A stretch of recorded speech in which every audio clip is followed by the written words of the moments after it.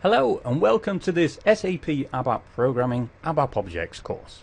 My name is Peter Moxon and I will be your instructor for this entire course.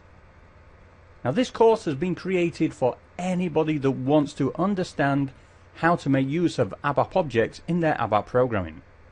So as you can see on the screen, the intended audience are students that understand the procedural programming methodologies used in ABAP and want to learn how to make use of the object-oriented techniques.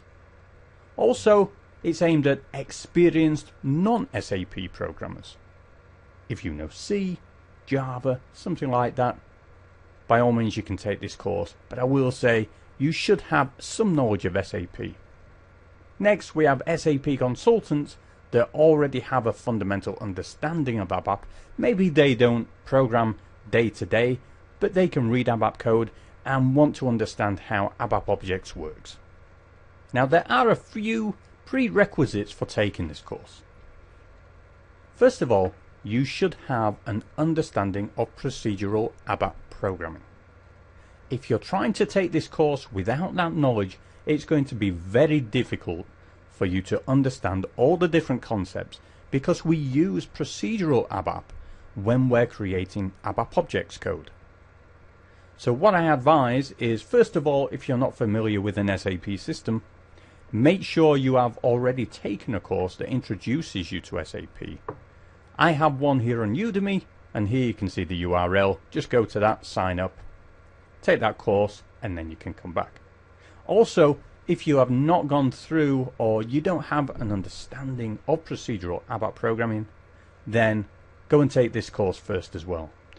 I really recommend you understand procedural programming first. If you don't, it is going to be difficult going forward. It's not impossible, but you will have a hard time understanding all the different bits and pieces that we will discuss. Then finally, the last prerequisite is you really need access to an SAP system. It's not absolutely necessary, but to really be able to learn ABAP objects, or ABAP, any programming for that case, you need to be able to try out programs yourself, find errors, learn how to debug them, and so on. So what I suggest is you use your own SAP system if you have access to one. If not, download the developer systems. These are ideal for training on. And if I bring up a web page, you can see there's a website, sdn.sap.com. Go there and you'll be able to download a trial version. Now these are trial versions, I think they last for 30 days, but there's really no time limit because you can extend it. Oh sorry, here we go, it's 90 days. You can try it for 90 days. If you want it longer, there's a procedure where you just say I want to extend the trial edition for another 30 days and you get sent the necessary keys, and you can keep doing that time and time again. So how do I navigate there? Well, if you can just key in that URL or just go to scn.sap.com, go to downloads. Over here we have software downloads.